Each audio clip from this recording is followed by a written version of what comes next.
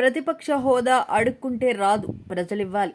పులివెందుల ప్రజలకు కూడా ఎంట్రీ పాస్ల నియంత పోకడల నుంచి బయటకు రాలేకపోతున్న జగన్ రెడ్డి. వైసీపీ పాలనలో రాష్ట్రం సర్వనాశనం. ఏ ఊరికి వెళ్ళినా ప్రజలు మమ్మల్ని సాదరంగా ఆహ్వానిస్తున్నారు. గొడ్డలి పోటుతో చిన్నాయన్ని లేపేసిన మీరా మా నాయకుడి గురించి మాట్లాడేది. ఇప్పటికైనా కొంచెం కాకపోతే కొంచెమైనా బుద్ధితో మాట్లాడండి. నెల్లూరులో మీడియాతో సర్వేపల్లి శాసనసభ్యులు టీడీపీ సీనియర్ నేత సోమిరెడ్డి చంద్రమోహన్ రెడ్డి. ఇప్పుడే ఆయన సకల శాఖల మాజీ మంత్రి ఆయన సెలవిచ్చారు. దమ్ము ధైర్యం ఉంటే ఆయనకి ప్రతిపక్ష హోదా ఇవ్వాలంట. అంటే ప్రజలు ఇవ్వని ప్రతిపక్ష హోదా కోసం అడుక్కు తింటారా?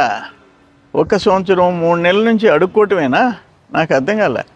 ఆయన ఇప్పుడు పులివెందుల్లో జెడ్పీటీసీ గెలవలేని ఆయనకి ఇప్పుడు జగన్మోహన్ రెడ్డికి పాస్ అంట, ఎంట్రీ పాస్. ఆయన కాన్స్టిట్యున్సీలో ఆయన మండలంలో ఎవరైనా కలవాలంటే ఆయన పాసు తీసుకొని లోపలికి పోవాలి. అది నియంత పరిపాలన. 5 సంవత్సరాలు దరిద్రం పట్టించారు, రాష్ట్రాన్ని సర్వనాశనం చేశారు. మేము ఇప్పుడు పోతుంటే ప్రజలు బ్రహ్మరథం పడుతున్నారు. ప్రజలు బ్రహ్మరథం. దేనికి మేము జనాలను ఫేస్ చేయలేకపోతాం? మీరు ఒక బిడ్డకి ఇస్తే మేము 3, 4, 5గురికి ఇస్తున్నాము. మీరు 13,500, 6,000 కేంద్ర ప్రభుత్వం కలుపుకొని పిఎం కిసాన్ ఇస్తే మేము అన్నదాత సుఖీభవ 20,000 ఇస్తున్నాము. వాళ్ళకి రాష్ట్రమంతా తిరిగేదానికి మహిళలకి ఉచిత బస్సు ఇస్తున్నాము. 3 గ్యాస్ సిలిండర్లు ఇస్తున్నాము. చేనేత కార్మికులు, ఫిషర్మెన్ అందరికీ పెంచి ఇస్తున్నాము. దేనికి మేము జనంలోకి పోలేకపోతాము?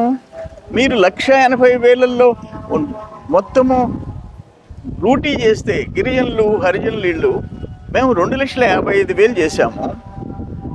దేనికి మేము జనంలోకి పోలేకపోతున్నాం? జనం మమ్మల్ని జనంలోకి తీసుకుపోతున్నారు. అది తెలుసుకొని మాట్లాడు. చంద్రబాబు నాయుడు ఆయన ఏదో వెన్నుపోటు అంట. అయ్యా, మీరు గొడ్డలిపోటు, మీ చిన్నాయన్ని. మాది వెన్నుపోటు కాదు. మేమున్నాం అందరం డెమోక్రసీలో. ఆమె చేతుల్లో నుంచి పార్టీని నిలుపుకున్నాం రాష్ట్రంలో.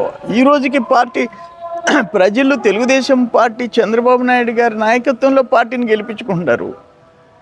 వెన్నుపోటు అయితే గెలిపించుకోరుగా. మీ పరిస్థితి అక్కడ గొడ్డలి పోటించి మా మీద పెట్టి గెలిచినారు మీరు. ఇప్పుడు ఏమైంది? 11కి పరిమితమైనారు.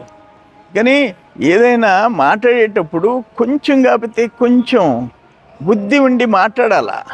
బుద్ధి లేకుండా మాట్లాడకూడదు.